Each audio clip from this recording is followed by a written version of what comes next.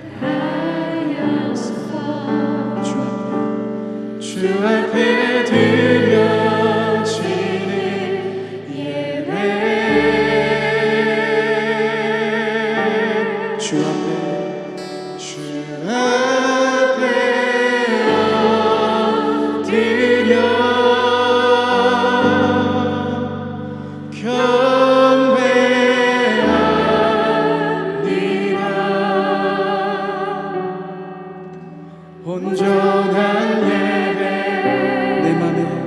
내 맘의 예배, 내 모든 것 받기 합당하신 분, 주 앞에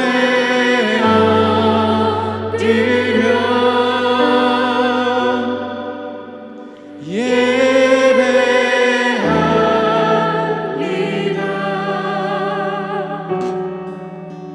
나의 모든 삶, 나의 모든 뜻, 말씀 앞에 순종하는 삶의 예배 드리길 원하네. 주님이 예배자들을 찾고 계십니다. 이 시간 다시 한번 우리들의 마음을 주님께 올려드리며 함께 처음부터 다시 한번 고백하겠습니다. 보여지는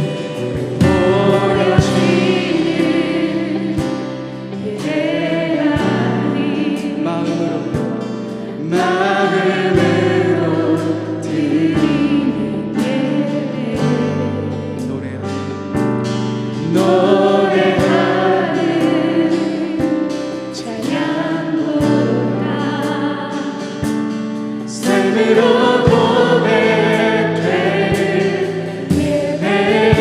나를 위한 예배하니, 나를 위한 예배하니 주님 뜻을 향한 예배, 내 맘과 정성 다하여서 주 앞에 드려지는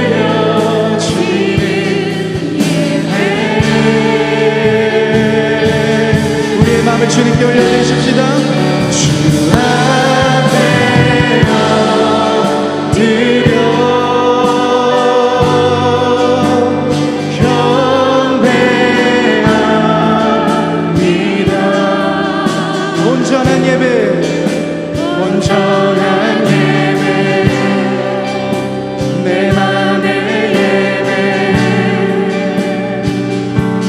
내 모든 것 받기 합당하신 주 앞에 엎드려 예배합니다.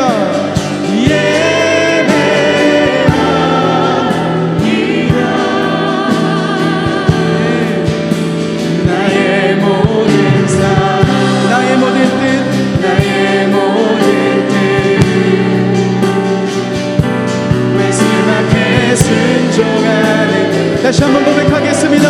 주 앞에 엎드려 주 앞에 엎드려 경배합니다. 경배합니다. 온전한 예배, 온전한 예배, 내 맘의 예배, 내 맘의 예배, 내 모든 것 받기 합당하신 주 앞에 엎드려 예배합니다. 예배합니다. 나의 모든 삶, 나의 모든 뜻 말씀 앞에 순종하는 잠잠히 고백하겠습니다. 주 앞에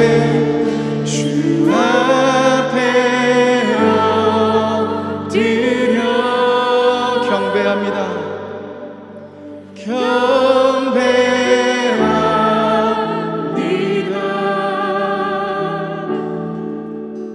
온전한 예배, 내 맘의 예배, 내 모든 것, 내 모든 것 받기 합당하신 분 주 앞에 엎드려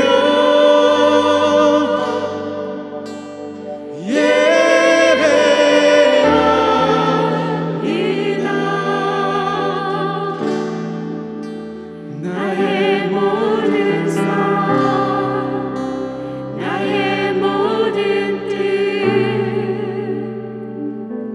말씀 앞에 순종하는 삶의 예배 드리길 원하네.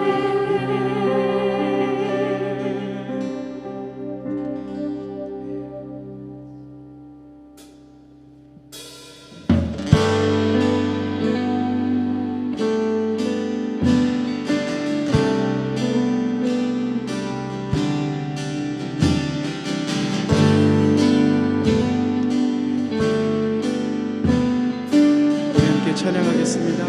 주 안에 있는 나에게, 주 안에 있는 나에게 난 근심이 있으랴. 십자가 밑에 나아가 내 짐을 들어 그 두려움이 변하여 내 기도 되었고 전날의 한숨 변하여 내 노래 되었네. 주님의 찬송, 주님의 찬송하면서 할렐루야 할렐루야. 내 앞길 멀고 험해도 나 주님만 따라가리.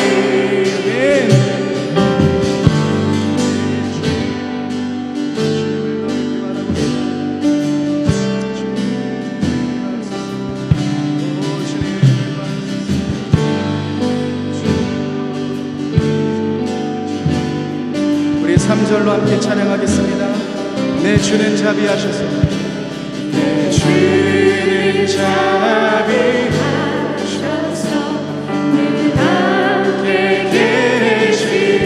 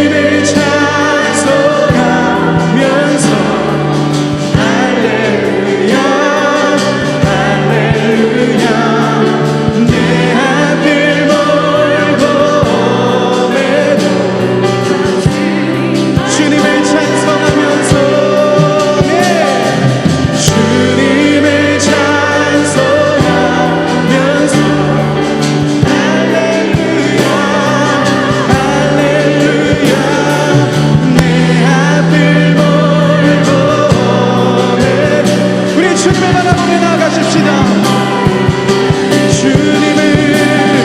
주님을 찬송하면서 할렐루야 할렐루야 내 앞길 몰고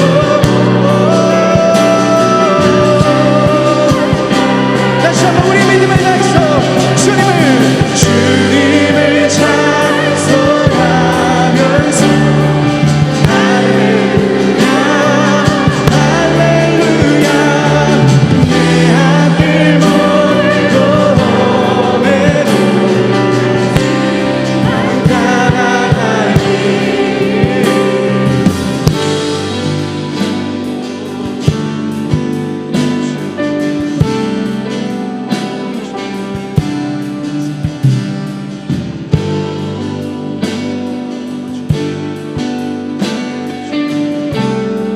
우리 함께 계신 주님께 우리 감사의 박수 올려드리겠습니다. 네, 주님께서 이 시간 우리 태산을 넘어 함께 박수 치면서 찬양하겠습니다.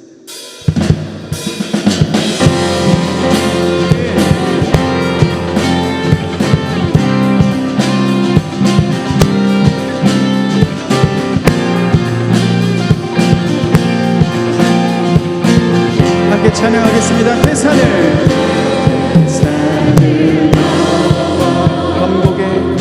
범곡에 가도 빛 가운데로 걸어가며 주께서 항상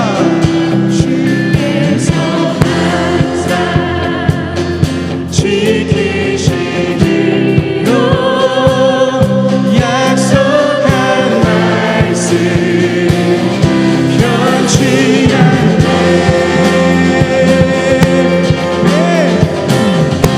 주님이 우리와 함께 계십니다.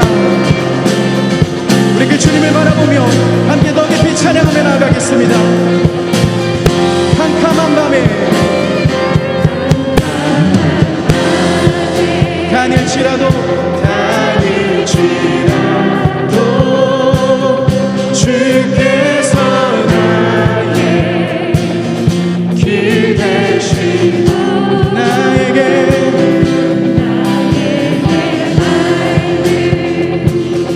빛이 되시니 길을 잃어버린 염려 없네. 하늘의 여호와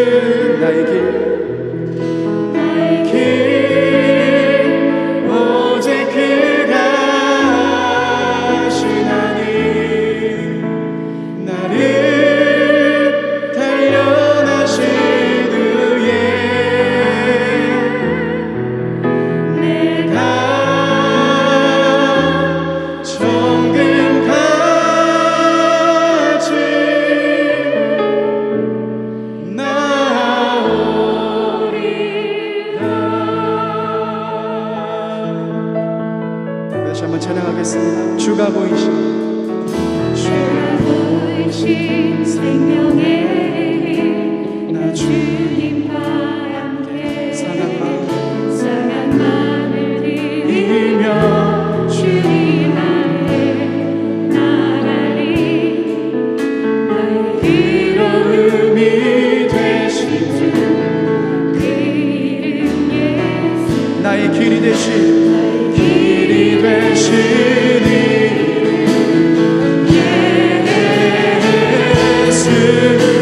나의 길 오직 그가 지나니 나를 달려나신 후에 내가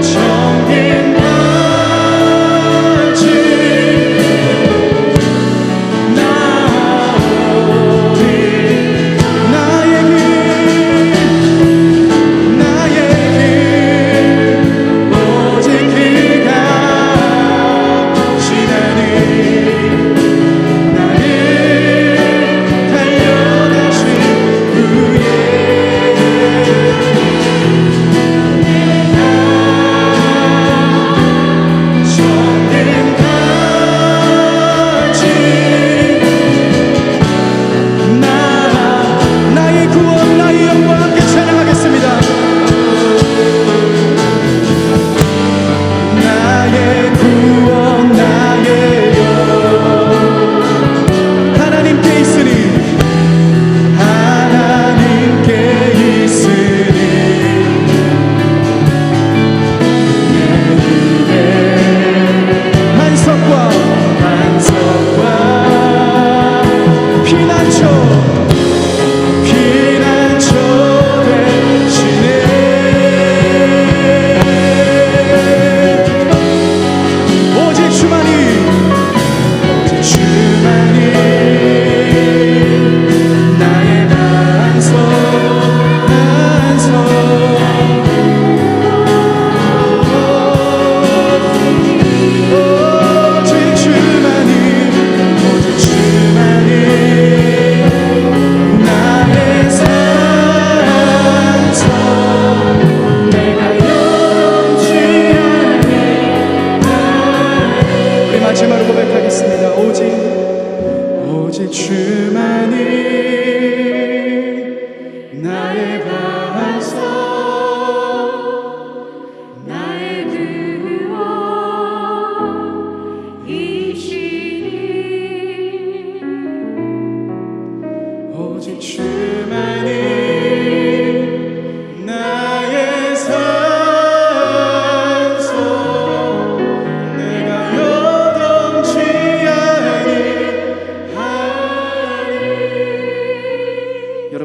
주님 한 분만을 붙잡으며 나아가십시다.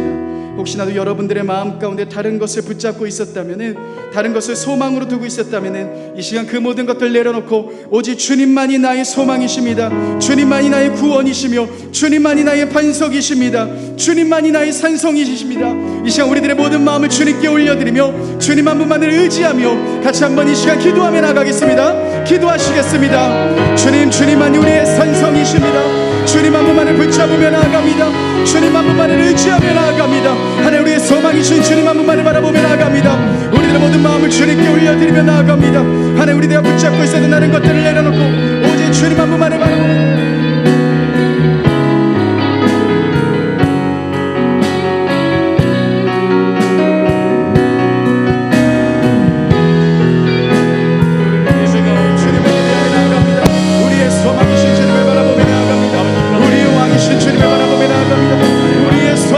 주님을 의지하며 오 주여 임하여 주옵소서.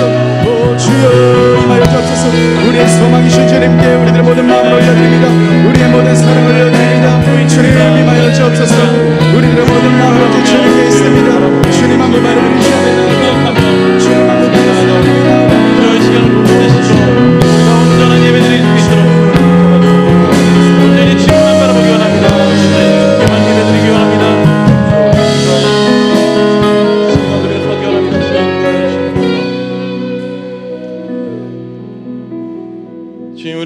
가운데 인도하시니 감사합니다. 주여, 우리의 이곳 가운데 나온 모든 이유가 우리 주, 우리 아버지 하나님이심을 고백합니다.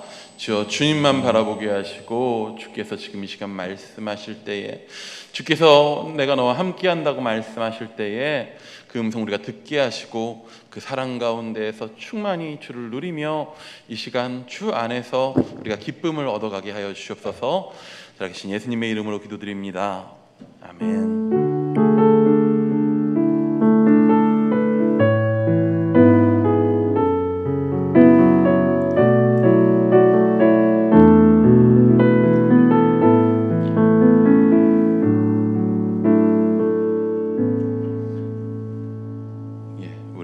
골로새서 3장 15절 말씀 함께 3번 합가다 하시겠습니다. 골로새서 3장 15절 말씀. 그리스도의 평강이 너희 마음을 주장하게 하라. 너희는 평강을 위하여 한 몸으로 부르심을 받았나니 너희는 또한 감사하는 자가 되라. 골로새서 3장 15절 말씀. 골로새서 3장 15절 말씀. 그리스도의 평강이 너희 마음을 주장하게 하라. 너희는 평강을 위하여 한 몸으로 부르심을 받았나니 너희는 또한 감사하는 자가 되라. 골로새서 3장 15절 말씀. 골로새서 3장 15절 말씀. 그리스도의 평강이 너희 마음을 주장하게 하라. 너희는 평강을 위하여 한 몸으로 부르심을 받았나니 너희는 또한 감사하는 자가 되라. 골로새서 3장 15절 말씀. 아멘. 오늘 우리에게 주신 하나님의 말씀은 누가복음 19장의 말씀입니다. 누가복음 19장 1절부터 10절까지의 말씀을 함께 보시겠습니다. 누가복음 19장 1절부터 10절까지의 말씀입니다. 우리 찾으셨으면 한 절씩 교독하도록 하겠습니다. 예수께서 여리고로 들어가 지나가시더라. 삭개오라 이름하는 자가 있으니 세리장이요 또한 부자라. 그가 예수께서 어떠한 사람인가 하여 보고자 하되 키가 작고 사람이 많아 할 수 없어 앞으로 달려가서 보기 위하여 돌무화과 나무에 올라가니 이는 예수께서 그리로 지나가시게 되밀어라. 예수께서 그곳에 이르사 쳐다보시고 이르시되 삭개오야 속기에 내려오라. 내가 오늘 내 집에 유하여야 하겠다 하시니 그가 내려와 즐거워하며 영접하거늘 무사람이 보고 수군거려 이르되 저가 죄인의 집에 유하러 들어갔도다 하더라. 삭개오가 서서 주께 여짜오되 주여 보시옵소서. 내 소유의 절반을 가난한 자들에게 주겠사오며 만일 누구의 것을 속여 빼앗은 일이 있으면 내 갑절이나 갚겠나이다. 예수께서 이르시되 오늘 구원이 이 집에 이르렀으니 이 사람도 아브라함의 자손이미로다. 인자가 온 것은 잃어버린 자를 찾아 구원하려 함이니라. 아멘. 네, 지금 이 자리에서 말씀을 나누는 것이 참 꿈인가 싶습니다.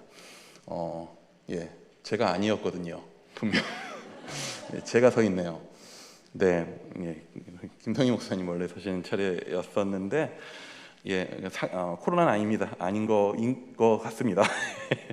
음성이 나왔으니까. 근데 아직 증상이 있고 몸이 위험할 수 있기 때문에 일단 어제 제가 이제 오늘 이렇게 서기로 결정이 됐는데, 그래서 아무래도 짧은 시간에 말씀을 준비하는 게 아무래도 부담스러우니까 보통 이제 그러면 김성희 목사님 원래 이 시간에 나누려고 했었던 말씀을 다 이제 썼기 때문에 저한테 원고를 보내주셨는데 못 하겠더라고요.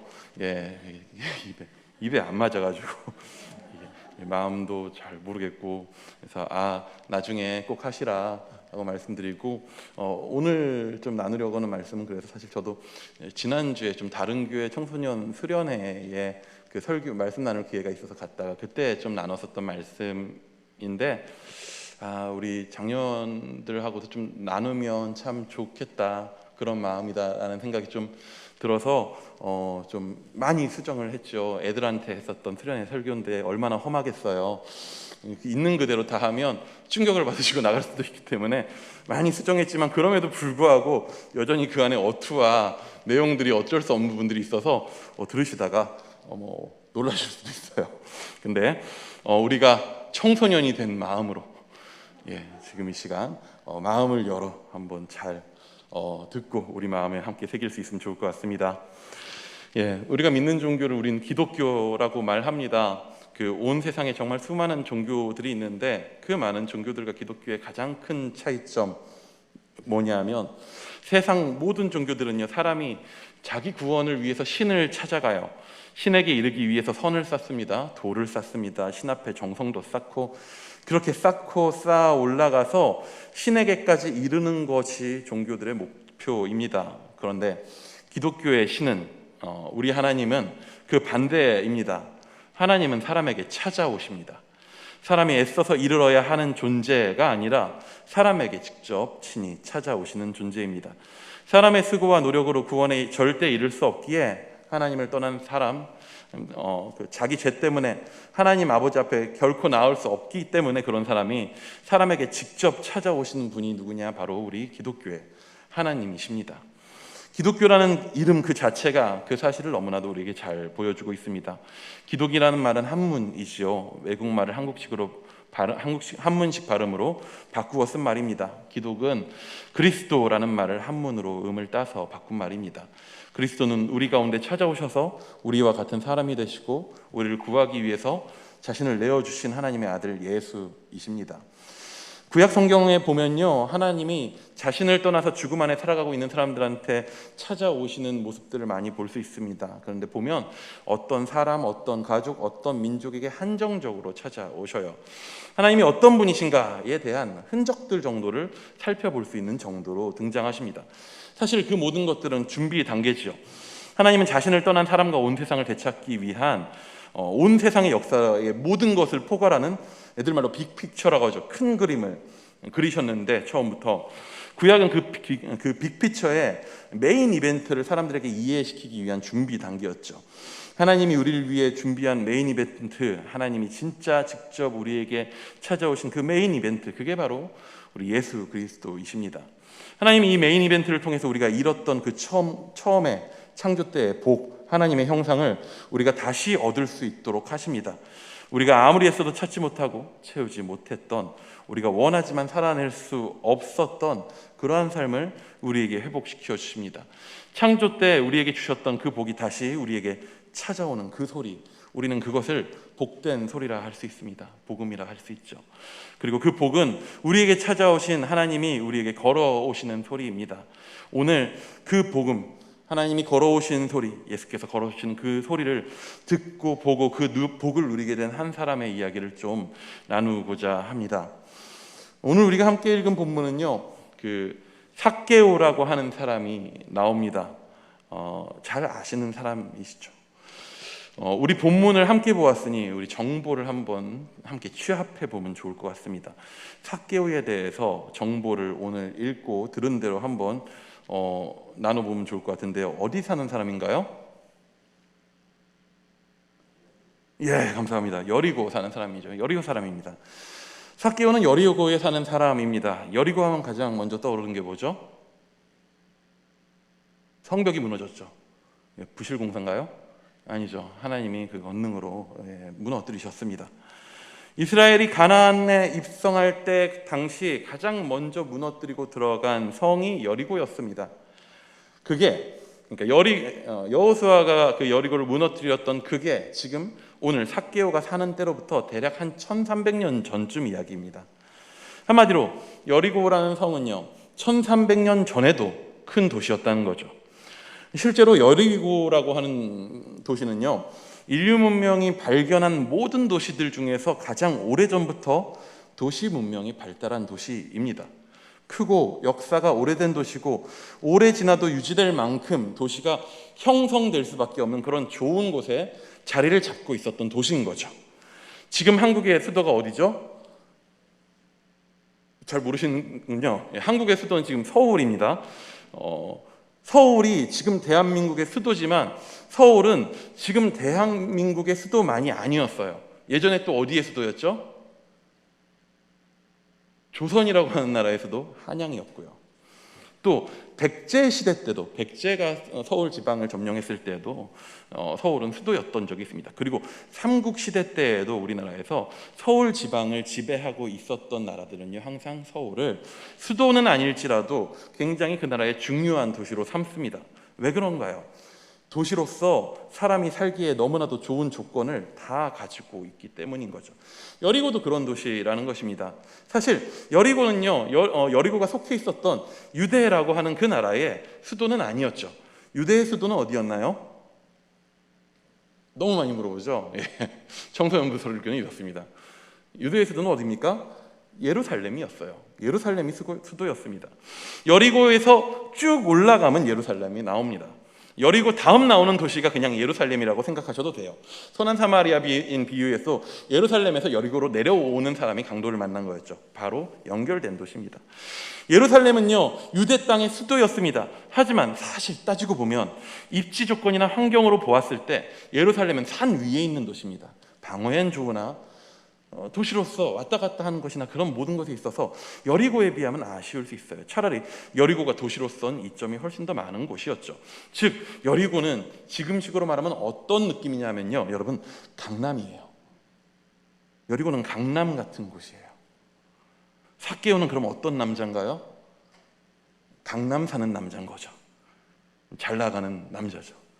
근데 여러분, 삭개오가 강남에 사는데 강남에서 또 어떤 남자래요? 그의 직업이 뭐래요? 세리장이라고 합니다. 세리장. 요즘식으로 말하면 국세청 고위직.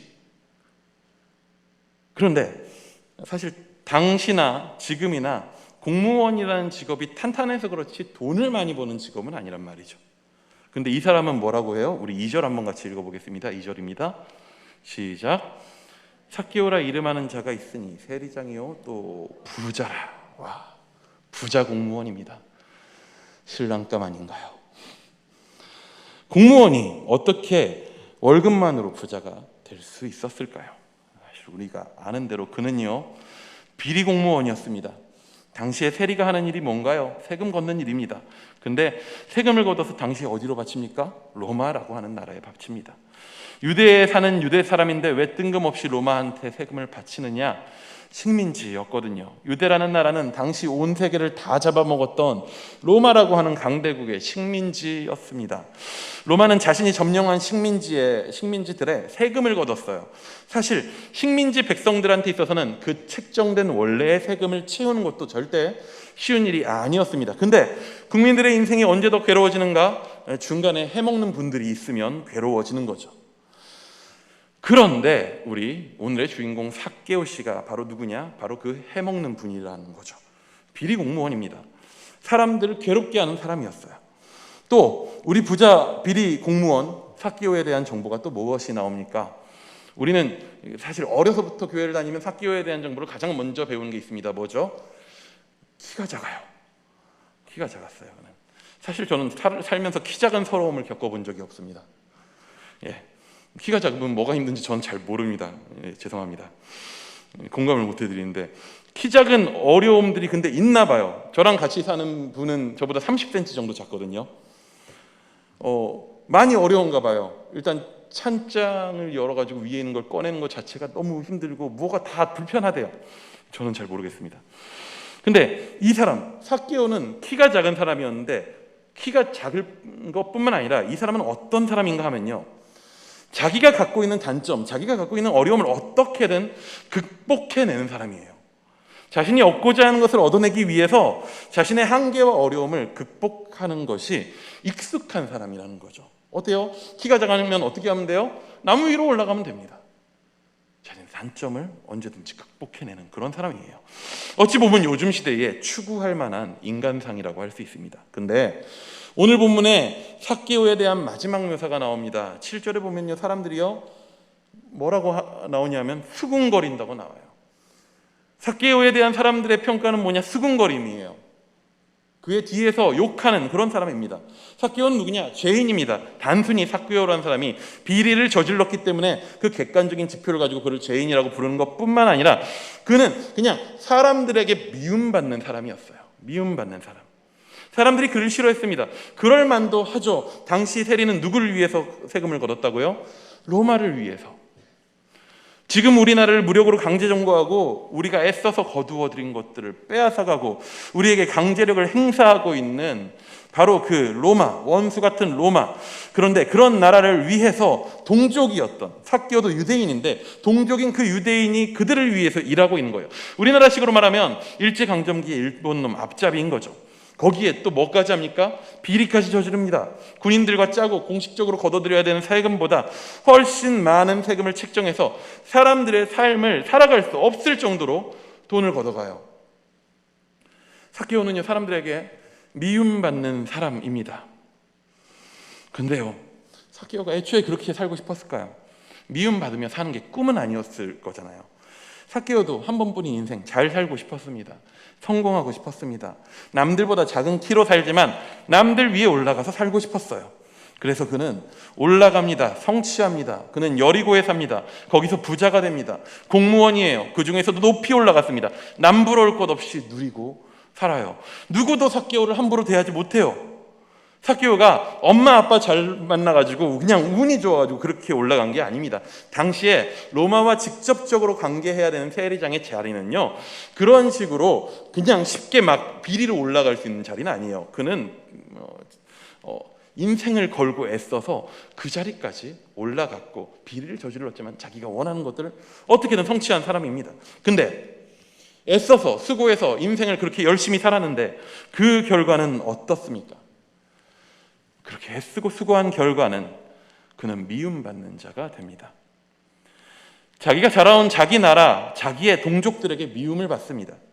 자기가 함께 자랐을 사람들, 자기의 친구라고 할 수 있는 사람들에게 외면받습니다. 미움이라는 것이 그냥 아유 쟤 미워, 쟤 좀 얄미워 이런 수준이 아니었어요. 여러분, 삭개오가요 예수님을 보기 위해서 나무 위로 올라갔었죠. 키가 작으니까 잘 보이는 곳을 찾아서 나무 위에 올라간 건 맞아요. 근데 삭개오가 나무 위로 올라가야 되는 이유가 그거 말고 또 있었어요. 뭐냐 하면 삭개오는요 그렇게 많은 군중이 있는 곳에 함부로 섞여 들어가면 안 돼요. 어떻게 되냐? 칼에 맞을 수 있어요. 민족의 배신자로 여겨지는 그를 죽이려는 유대의 독립운동가들이 있단 말이에요. 언제든지 그는 자신의 목숨을 위협하는 사람들의 위협에 견뎌내며 살아야 됐습니다. 여러분, 누군가 내 목숨을 노릴 정도로 나를 미워한다는 거, 나를 죽이고 싶을 정도로 누군가 나를 미워한다는 거, 그런 경험은 흔치 않죠, 사실. 근데 그런 경험은요 단순히 무섭다, 두렵다라고 하는 것을 넘어서요 내 존재 자체에 대한 회의와 경멸을 일으킬 정도로 괴로운 일이에요. 세상에 악당들이 있지만 그 악당들 중에서 누구도 나는 악당이 될 거야, 최고의 악당이 될 거야 하는 사람은 흔치 않습니다. 다 자기의 나름대로의 이유가 있어요. 애들이 좋아하는 그 마블 영화에서도 타노스라고 하는 굉장히 강력한 악당이 나오는데 걔도 모든 우주에 있는 생물들의 절반을 죽이겠다고 하는데 지도 나름대로 우주의 균형을 맞추기 위해서라고 하는 이유가 있단 말이에요. 자기는 옳아요. 자기 나름대로 하는 이유가 있단 말이에요. 악당의 정체성을 갖고 사는 사람은 없어요. 악한 일을 해도 나 나름대로 정당성이 있어야 돼요. 근데 그런 정당성이 다 깨지고 무너질 만큼 누군가에 의해서 계속적으로 비난받으면요 마음이 무너져요. 나의 삶 자체가 누군가로부터 부정당하니까요. 계속 힘듭니다. 괴롭습니다. 근데 그 비난이 날 죽이려고 하는 정도, 그런 시대까지 이르게 되면 그 현실을 두려워하면서 살아야 하면 정말 자괴감으로 가득해질 수 있어요. 근데 그게 그렇게 열심히도 올라갔었던 삭개오가 바란 삶은 아니었단 말이죠. 그렇게 애써서 일구어낸 자신의 삶이요 사람들에게 죽이고 싶을 정도로 미움받는 삶이 되기를 바란 게 아닙니다. 하지만 삭개오는 오늘도 자신이 원하는 바를 성취하기 위해서 또 올라갑니다. 올라가는 것에 익숙한 그런 습성은 사람의 삶의 습성은 쉽게 변하지 않습니다. 예수님이 지나갈 경로를 파악해서 여리고를 지나가는 예수님을 잘 볼 수 있는 돌 무화과 나무에 올라가는 거죠. 자신의 삶과는 너무나도 다른 삶이잖아요. 예수님 여기에 지금 우르르 몰려있는 사람들 중에서는 나를 칼로 찌르려는 사람도 있을 텐데 저기는 예수라고 하는 사람은 그 모든 사람들로부터 환호받고 있단 말이에요. 자신의 인생과는 너무나도 다른. 그래서 궁금했습니다. 그런 사람은 도대체 어떻게 생겼는가? 도대체 어떤 사람이기에 사람들이 그렇게 좋아하는가? 내 인생은 미움을 받다가 살해 위협까지 당하고 있는데 도대체 예수라는 사람은 어떻게 저렇게 인기가 많은지. 또 신기한 것이 예수님의 그 제자 중에 마태라는 사람이 있대요. 마태 원래 직업이 뭐죠? 세리였단 말이에요. 자기와 같은 세리가 그 인기 많은 이에 제자가 되어 있다는 것도 너무나도 놀랍고 관심이 가는 부분이었겠죠. 삭개오의 입장에서는 예수님은 정말 관심이 많이 가는 사람이었어요. 예수님을 맞이한 여리고는 난리가 났었습니다. 정말 난리가 났어요. 사실 이때 예수님이 여리고에 이때 입성했을 때가 따지고 보면 예수님의 인기가 가장 절정에 이르렀을 때거든요. 여리고 지나면은 어떤 도시가 나온다고 했죠? 아까 여리고를 지나면 예루살렘이 나온다고 했어요. 예루살렘에서 예수님이 뭘 하십니까? 이제 십자가 지시고 죽으셔요. 즉 뭐냐?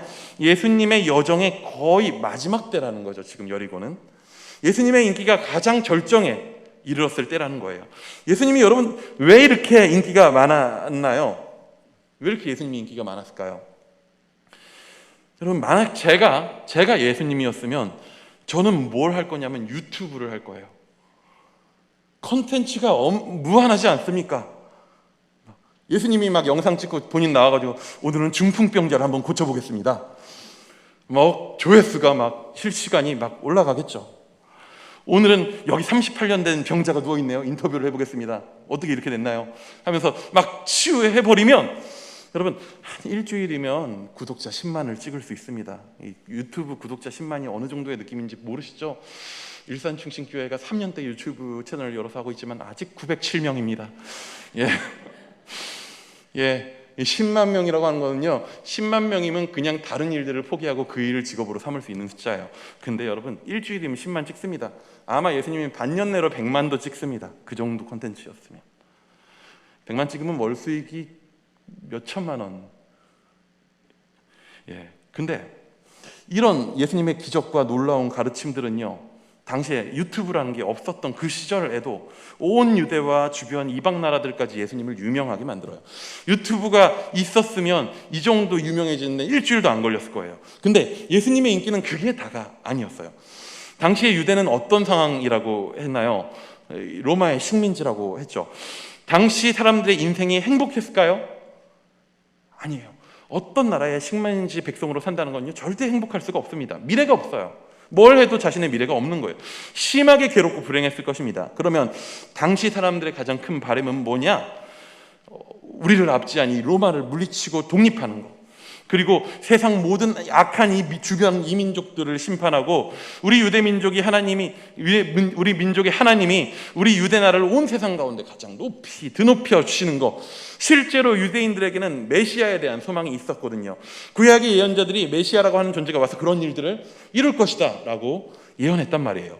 근데 보니까 예수님이 행하시는 기적과 행동들 그리고 그 가르침들이 계속해서 뭘 나타내느냐? 예수님이야말로 그 메시아다라는 걸 계속 증거하는 거죠. 여러분 로마랑 싸우려면 뭐가 필요해요? 로마랑 싸우려면 뭐가 필요합니까? 군대가 필요해요. 군대가. 전쟁에서 중요한 건 뭐예요? 일단 머리 숫자란 말이죠. 근데 여러분 당시 로마 병력이면 유대 인구보다 많았어요. 유대인들 다 긁어 모아도 로마인들이랑 숫자적으로 싸울 수가 없어요. 그런 병력으로 안 되니까 뭐가 필요하냐? 고치는 자가 필요한 거죠. 이 유대인들이 이제 로마랑 같이 싸울 때 예수님이 계시면 부상을 걱정할 필요가 없어요.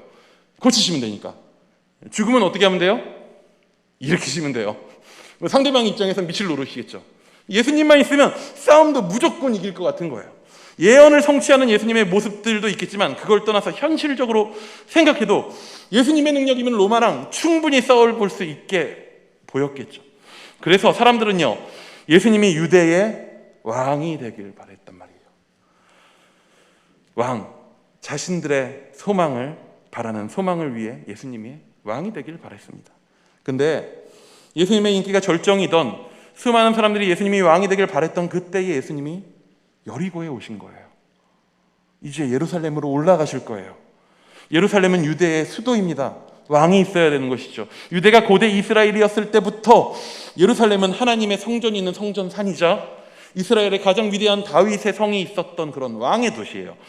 지금 왕의 자리는, 유대의 왕의 자리는 공식적으로는 공석입니다. 아니, 로마가 세운 말도 안 되는 헤롯이라고 하는 이방인이 가짜 왕으로 다른 동네에 있었어요.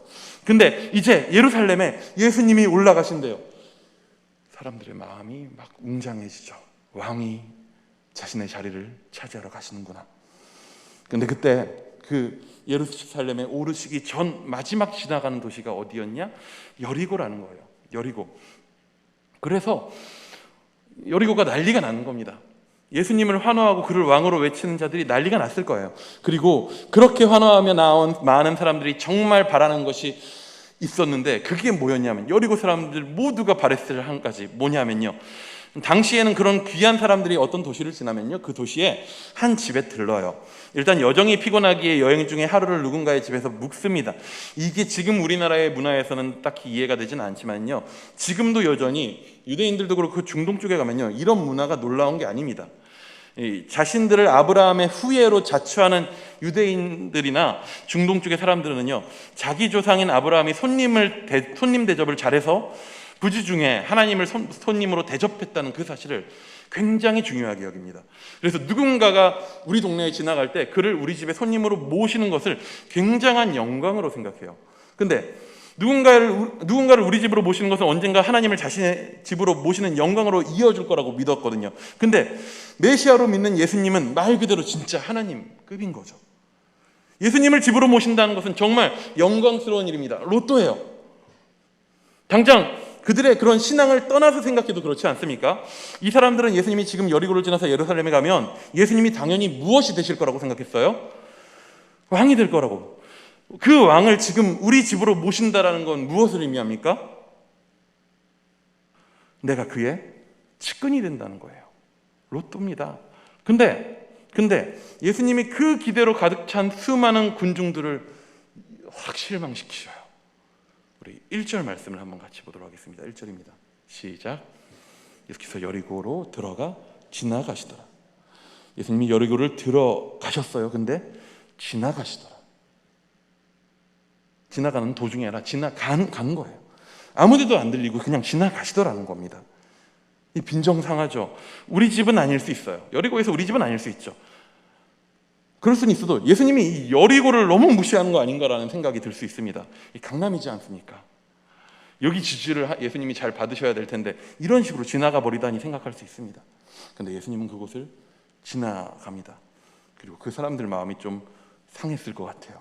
근데 예수님이 그렇게나 급하게 여리고를 들어갔다가 곧장 지나치게 할 만큼 예수님의 발걸음을 끌어당긴 곳이 있습니다.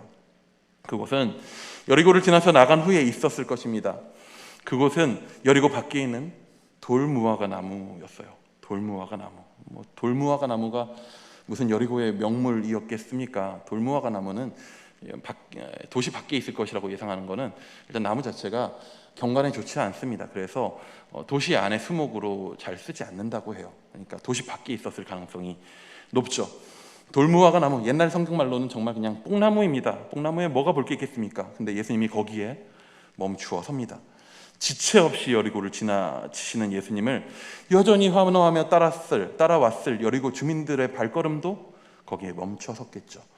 웅성웅성합니다. 뭐지? 왜 여기에 멈추시지? 예수님이 눈을 위로 드십니다. 위에 한 사람이 있죠. 한 사람이 있는 걸 봅니다. 거기에 올라가서 예수님을 내려보는 삭개오를 보십니다. 그리고 이렇게 말씀하시죠. 우리 5절입니다. 함께 읽습니다. 시작. 쳐다보시고 이르시되 삭개오야 속히 내려오라. 내가 오늘 내 집에 유하여야 하겠다 하시니. 제가 원래 찬양을 그렇게 많이 듣진 않아요. 목사인데 저는 음악에는 편견이 없어야 된다고 생각하는 사람이라 거의 모든 장르의 음악을 다 좋으면 찾아 듣는 편입니다. 그래서 CCM만 꼭 많이 찾아 듣지는 않는 편인데, 근데 제가 진짜 듣자마자 그 가사와 음을 듣자마자 마음에 너무나도 확 꽂혔었던, 벌써 지금으로부터 한 5년 전인 것 같네요. 꽂혔었던 그런 노래가 있습니다. 이게 사실 찾아서 들은 것도 아니에요. 뭐냐면 당시에 사역하던 교회에 청소년부 교사가 있었는데 그 사람한테 전화를 걸면은 통화 연결음이 나오는 거예요. 통화 연결음으로 나오는 찬양인데 잠깐 나오잖아요. 근데 그 가사 잠깐이 마음에 너무나도 좋은 거예요. 그래서 몇 번 그냥 걸었어요. 별 이유도 없이 걸었어요. 아니, 안 받으면 좋고, 오래 들으니까 안 받으면 좋고, 너무 일찍 받으면 또 아쉽고, 그럴 정도로 이게 사실 그냥 찾아서 들으면 되는데 이게 좋더라고요. 그 교사가 남자였으니까 망정이지 여자였으면 큰 오해를 살 뻔했는데, 그 찬양의 제목이 바로 오늘 설교의 제목입니다. 그 나무 아래로. 가사를 좀, 이게 어떤 노래냐면, 넌 내려오라 그 나무 아래로, 인생의 마음 그를 지으시니 앞으로, 오래 외로웠던 너의 지난 삶에서 나와. 넌 내려오라, 넌 내려오라, 내려오라 그 나무 아래로. 내가 서 있는 그 아픈 삶 내려놓고, 마른 풀잎 같던 너의 지난 삶에서 나와. 넌 내려오라, 넌 내려오라, 내게로 오라. 이런 찬양입니다. 예수님이 삭개오에게 딱 한마디로 말씀하셨던, 삭개오야 속히 내려오라 라고 하는 말에 담긴 그 마음과 의미를 너무나도 잘 풀어서 이야기해 주는 가사였습니다. 삭개오야, 삭개오야, 너 참 올라가느라 항상 수고가 많다. 평생 그렇게 올라가느라, 누군가 위에 서느라 얼마나 맨날 긴장하고 얼마나 맨날 애쓰고 고생했냐. 그렇게 애쓰고 수고했지만 결국에 외롭고 한 번뿐인 인생 정말 잘 살아보고 싶었을 텐데, 누군가로부터 죽이고 싶을 만큼 미움받는 지금 너의 삶이 너무나도 힘겹지 않냐. 내가 찾아왔다. 이젠 네가 있는 곳으로 내려오렴. 이제 내가 있는 곳으로 내려오렴. 내가 너를 찾아서 이 땅에 내려온 것처럼 이제 내가 있는 곳으로 너가 편히 내려오렴. 오래 외로웠었던 너의 지난 삶에서 나와. 넌 내려와라, 내려와라, 내게로 오라. 예수님이 여리고에서 예수님을 모시고자 했던 곳, 왕이 되실 분을 모시고자 했었던, 어찌 보면 예수님을 통해서 나도 한번 높이 올라가 보자 그렇게 원했던 수많은 사람들을 지나쳐서 도착한 곳은 삭개오 앞이었습니다. 그리고 그의 집에 하루를 머물겠다고 하십니다. 그 모두가 바랬던 일이죠. 삭개오가 급히 내려옵니다. 기대 안 했었던 일이었을 건데 갑작스럽게. 겉보기엔 삭개오가 자기 집에 예수님을 영접한 것처럼 보이죠. 하지만 사실 그 반대입니다. 사실 예수님이 삭개오를 먼저 영접해 주신 거죠. 아무도 환영하지 않고 누구도 가까이 하려 하지 않는 그 죄인의, 매국노의, 죽일 놈인 삭개오를 예수님이 환영하셔요. 함께하자 하십니다. 삭개오는 그게 너무 기뻤어요. 그냥 예수님은 궁금해서 찾아갔을 텐데, 그 궁금하고 대단하신 분이 아무도 환영해 주지 않은 자신을 환영하는 그게 너무 좋았을 거예요. 그래서 급히 내려와서 즐거워하며 영접합니다. 근데 문제가 생기죠. 문제가 생깁니다. 우리 7절 말씀입니다. 함께 읽어보겠습니다. 시작. 몇 사람이 보고 수군거려 이르되 저가 죄인의 집에 유하러 들어갔도다 하더라. 지금도 여러분, 내가 누구와 밥을 먹는가, 누구와 친하게 지내는가, 이런 것들이 나라고 하는 존재의 평판을 만들죠. 남녀노소가 거의 호불호 갈리지 않고 좋아하는 가수 중에 아이유라고 있습니다. 아시나요? 여기에서 내가 이 정도로 나올 정도면 정말 유명한 사람인 거잖아요. 아이유라고 있어요. 여러분, 제가 아이유를 만난 적이 있어요. 벌써 여기서도 이런 소리가 나잖아요. 애들한테서 이 얘기를 하면 오 막 이래요. 이 얘기를 하면 애들이 저를 바라보는 시선이 달라져요. 내가 아이유를 만났었던 사실 하나에 나라는 존재에 대한 아이들의 시선이 달라집니다. 아이유가 벌써 30이 됐지만 데뷔한 지 그렇게 오래되지 않아서 18살이었을 때 제가 사역했던 교회에 하루 와서 기타 치고 놀았어요. 왜냐하면 그때 우리 부서 아이랑 고등학교 친구였거든요. 이걸 애들한테 말하면 애들이 무슨 오래가진 않지만 나를 무슨 대단한 사람인 양 봅니다. 아이유가 쳤던 기타가 저기 있어. 실제로 방송실에 제 기타가 있습니다. 지금 그럼 애들이 그걸 한번 만져보겠대요. 아니 벌써 12년 전 일인데 그게 뭐라고? 뭔가 위대한 사람이 되는 느낌이 들어요. 누구와 함께 했느냐, 누구랑 알고 지내느냐, 누구를 만나봤느냐, 그냥 아이와 고작 하루 봤을 뿐인데, 이런 평판이라는 게 이런 겁니다. 왕이 되실 것이고 왕으로 꼭 세워져야 한다고 사람들이 굳게 믿었던 그 예수님이 로마를 물리치고 로마로부터 우리의 자유를 쟁취하실 것이라고 믿었던 그 예수님이 예루살렘에 올라가기 전, 왕이 되시기 직전 마지막 여리고에서 하루를 지내십니다. 근데 하필 그게 누구네 집이냐 하면 로마에 붙어먹어 동족을 괴롭히던 삭개오의 집이라는 거죠. 여론이라는 게 그렇습니다. 되게 평판이 안 좋은 혐오의 대상인 사람이 있는데 그와 반대로 너무 평판이 좋은 누군가가 있습니다. 근데 사실은 알고 보니 이 사람이 그 나쁜 놈이랑 되게 친한 사이였다라고 하면요, 그 모든 이 평판 나쁜 사람한테 행하던 비난이 순식간에 이 사람은 안 보여요. 어디로 옮겨가느냐? 원래 평판이 좋았던 사람한테로 그 비난이 옮겨갑니다. 사람들은 영웅의 몰락에 굉장히 관심이 많습니다. 예수님이 삭개오의 집에 들어가자 예수님에 대한 한어가 수군거림으로 바뀝니다. 저가 죄인의 집에 유하로 들어갔도다. 실망이다. 삭개오와 함께. 당시의 종교 지도자들은요, 사회적으로 문제 있거나 율법적으로 문제 있다 여겨지는 사람들하고는요 겸상도 하지 않았습니다. 절대 함께 하지 않았습니다. 진짜 똥 묻을 것처럼 혐오했어요. 왜 그러냐? 진짜 사람들이 그렇게 생각했거든요.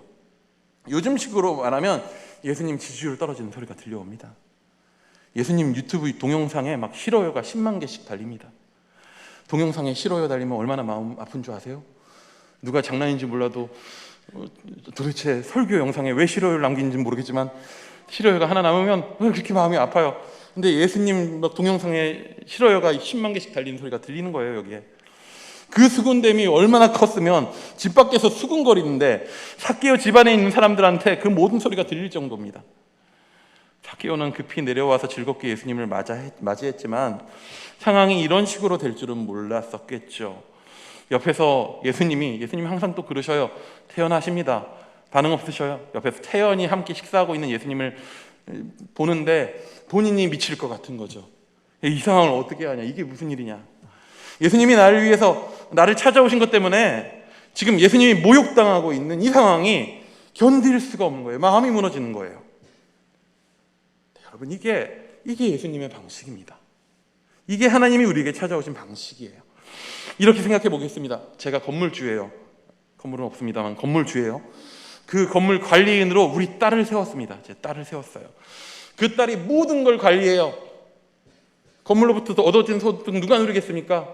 그 딸이 또 누리겠죠. 근데 그 딸이 우리 그 건물을 자기 걸로 만들고 싶었던 거예요. 그래서 막 술을 생각하다 꼭 그럴 때 누가 낍니까? 사기꾼들이 끼죠.